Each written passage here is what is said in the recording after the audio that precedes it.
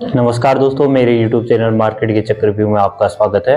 और पहले तो मैं आप सभी से क्षमा चाहता हूं कि बहुत दिनों के बाद ही मैं वीडियो आप सभी के लिए वीडियो बना पा रहा हूं। उसमें से जो मेरा प्रमुख कारण रहा है वो स्वास्थ्य में अस्वस्थता के कारण ही मैं आपके लिए वीडियो नहीं बना पा रहा था, और इसके लिए मैं आपसे क्षमा चाहता हूं।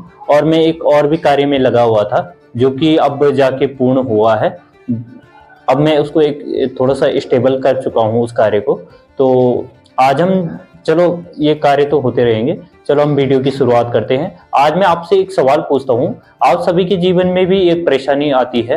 आप भी हर महीने सैलरी आने के बाद अंत में सोचते हो कि पैसा कहाँ चला गया, ये पैसा जा कहाँ रहा है, मतलब ये पैसा कहाँ चला गया है। हमारे पास क्या होता है कि पैसे ही नहीं बचते हैं। तो आज हम ऐसे ही हम इस वीडियो में जानेंगे 5 छोटे से बदलाव के कारण हम अपनी सेविंग को दोगुना कर सकते हैं, अपनी सेविंग को बढ़ा सकते हैं। तो चलो ऐसे ही टॉपिक पे बात करते हैं। वो आज का टॉपिक जो हम आपके लिए लेके आए हैं वो है पर्सनल फाइनेंस।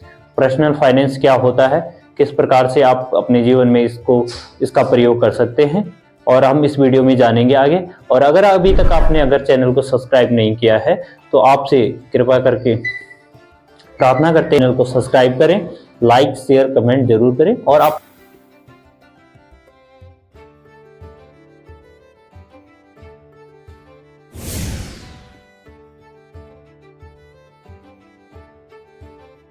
अगर एक आता है, एक प्रमुख टॉपिक है उसमें जो सबसे प्रमुख है कि बजट और बजट नियंत्रण कैसे करें, बजट कैसे बनाते हैं। अब पैसे तो सभी लोग कमाते हैं, तो हम सभी लोग क्या करते हैं, एक बजट बनाते हैं। एक सभी के घर में आम शब्द है बजट। बजट का मतलब होता है कि एक रूल एंड रेगुलेशन बनाए जाए अपने पैसे को खर्च करने के लिए। खर्च करेंगे उसको हम बजट कहते हैं। बजट हम कैसे बनाएंगे, तो बजट बनाने के लिए हमारे पास एक बहुत ही शानदार फॉर्मूला है। तो जो प्रकार से 50-30-20 का फॉर्मूला है। अब इसको 50-30-20 का जो फॉर्मूला है हमारे पास, उसको हम समझते हैं एक एग्जाम्पल से। एग्जाम्पल कैसे सेट करेंगे हम आपके मान लीजिए आपकी सैलरी क्या है, 50,000 रुपए है। तो 50,000 आपकी सैलरी है, उसमें जो 50% जो होगा आपका 50 वाला जो हमने फॉर्मूला, हमारा 50% होगा वो हमारे आवश्यक चीजों पर खर्च होगा।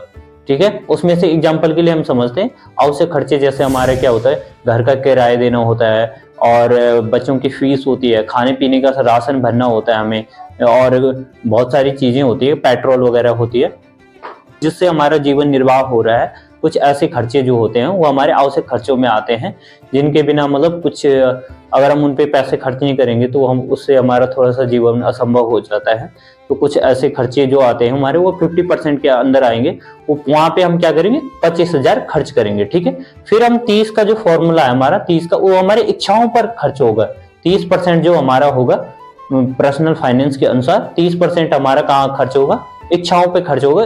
इच्छाओं को हम समझते हैं एग्जाम्पल के थ्रू।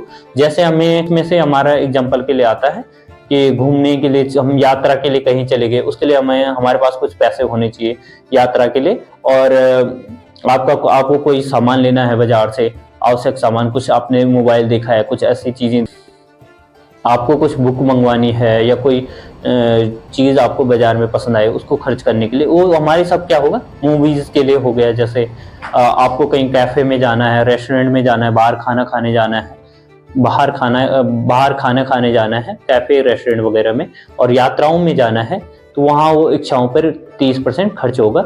उसके बाद जो फॉर्मूला आता है हमारा 20% का, वो 20% हमारा जो, उसके लिए हम सेविंग और इन्वेस्टमेंट में खर्च होगा हमारा 20%, जो कि 10,000 बचेगा। वो 10,000 हमारे म्यूचुअल फंड में, पीपीएफ अकाउंट जो होगा हमारा, रिटायरमेंट फंड जो हम कर रहे होंगे उसमें निवेश करेंगे, और गोल्ड में निवेश करेंगे, और जितने भी हमारे बचत और उसके इमरजेंसी फंड में यूज करेंगे हम उसको।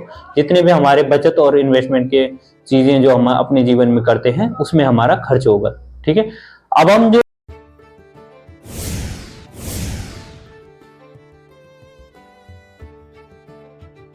कुछ दिक्कत आ गई, कोई बीमारी लग गई हमारी, तो उसका कवर करता है। उसके लिए हम एक छोटा सा प्रीमियम पे करते हैं पहले कंपनी को, और कल के दिन अगर वो हॉस्पिटल का जो बजट मैनेज करने के लिए हमें क्या चाहिए, एक इंश्योरेंस की आवश्यकता होती है, वो हेल्थ इंश्योरेंस होता है हमारे पास।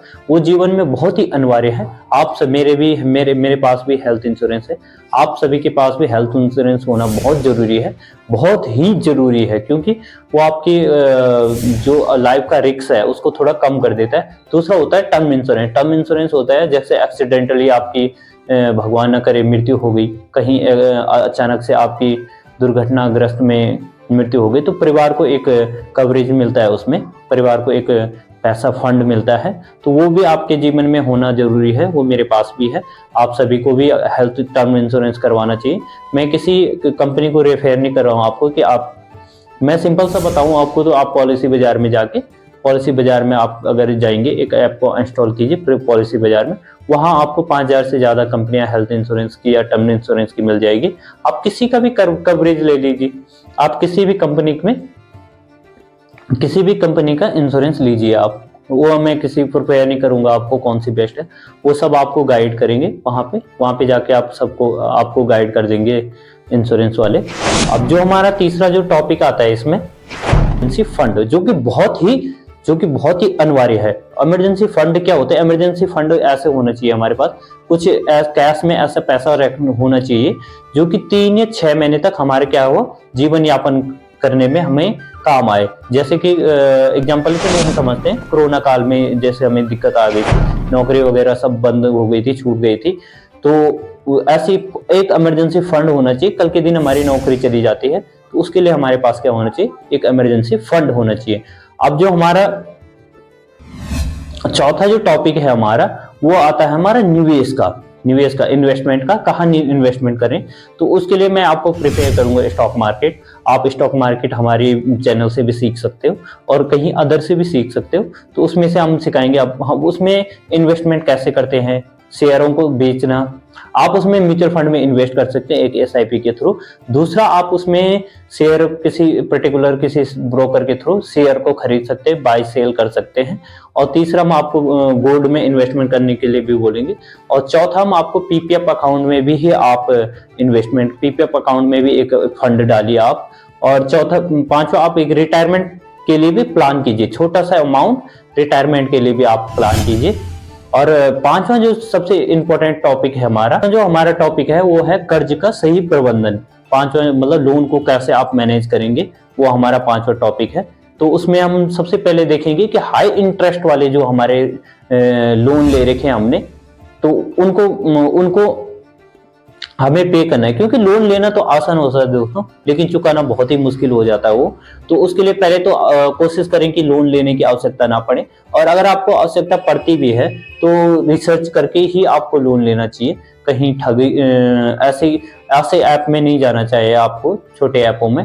और खास करके आपको समझदारी से क्रेडिट कार्ड का इस्तेमाल बहुत सोच समझ के करना चाहिए, क्योंकि उसमें सबसे ज्यादा हाई इंटरेस्ट होता है, इंटरेस्ट रेट होता है उसमें, तरह है वो लोन की तरह ही यूज होता है। आपके पास पैसा ना होने के बाद भी आपको पैसे का एक एहसास दिलाता है कि हमारे पास, जिसके कारण आदमी क्या होता है, बेफालतू खर्च करता है।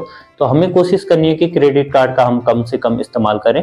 तो ये दोस्तों, ये थे हमारे 5 टॉपिक जो हमने आपको विस्तृत रूप से बताया है।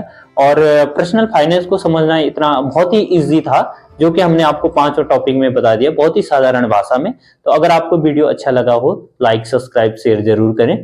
धन्यवाद।